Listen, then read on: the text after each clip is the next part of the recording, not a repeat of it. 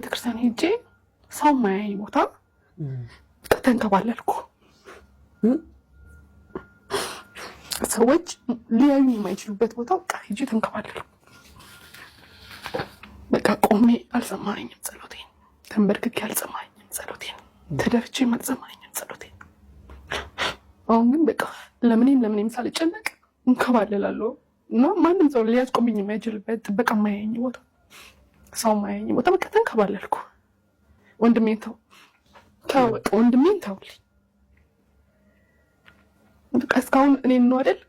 ግን አሁን የወንድሜን ተውልኝ፣ በቃ ተውልኝ፣ ወንድሜን ተውልኝ። እስካሁኑ ጥያቄን አይደለም፣ የወንድሜን ግን ተውልኝ። መጨረሻ ወደ እንትን ስመለስ ወደ በጣም ብዙ አልቅሼ ሲደክመኝ ግን አንድ ነገር ላስቸግርህ አልኩት። እየሰማኝ እየመለሰልኝ እንደሆነ ነው የማውቀው። እና በጣም ሲደክመኝ አልቅሼ ሲደክመኝ በቃ አንድ ነገር ላስቸግርህ አልኩት። በቃ እጄን አድንልኝ፣ እጄን አድንልኝ። እጄ እንጀራዬ ነው። እጄ ትኩረት ይስባል። የሌላውን እንትን ግን ያንተን ጊዜ እጠብቃለሁ። ሌላውን ፓርት ያንተን ጊዜ እጠብቃለሁ። ይሄኛውን ግን ፍቃድ ከሆነ አድንልኝ። በአንድ ሳምንት ጊዜ ውስጥ ወንድሜንም ማርልኝ። ይህንን ስማኝ ብዬ በቃ እንትኑን ተደባብሽ ወጣሁ። የተንከባለልኩበትን ማለት ነው። ስገባ አይኔ ያብጦ ምናምን ስለነበር እንዳያዩኝ ተኛው። በቃ በዛው በቃ ከማግስቱ ጀምሮ በአንድ ሳምንት ጊዜ ውስጥ ጠፋ እጄ ጠፋ። በቃ ይሄ እስከዚህ ሆኖ ውስጥ እንደዚህ መጥቶ የነበረው በቃ እንትን እያለ ከበራክ በአንድ ሳምንት ውስጥ ወንድሜን ተው በዛ አራቴ ቪዚቲንግ ውስጥ ወንድሜ ሙሉ ለሙሉ ርከፈራረክን። በቃ ምንም ባዶ። ወንድምሽ ላይ ወጥቶ የነበሩ ምልክቶች ጠፋ። ባዶ። እግዚአብሔር ይመስገን። በስመ አብ። እሱም ዳነልኝ፣ ጸሎቴን ሰማኝ።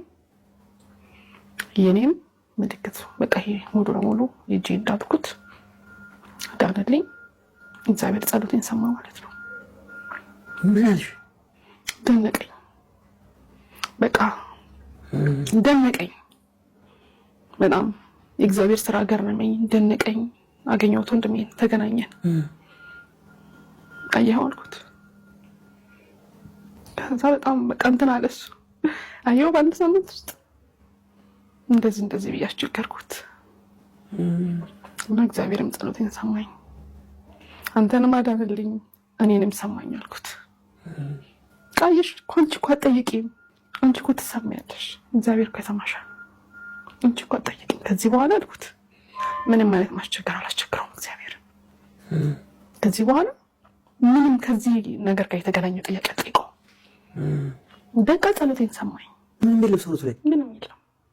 አሁን ሶሻል ሚዲያ ላይ አውጥቼው ሰዎች እንዴት ነው የደነቃቸው ማለት እኔ አላምንም ያሉ አሉ፣ ውሸት ነው ያሉም አሉ፣ በቃ በመድኃኒዓለም ስራ የተገረሙም አሉ፣ ድንቅ ታምር አየሁ ያሉም አሉ። እኔ ጋር ደግሞ ሲሆን ሀፕን የሆነው እኔ ጋር አይደል? በቃ እግዚአብሔርን ማመሰግንበት፣ ጠዋት ስነሳ ማመሰግንበት፣ እግዚአብሔር እንዳለ እርግጠኛ መሆንበት የኔ የህይወት ታሪክ ነው። በስመ አብ። የሚገርም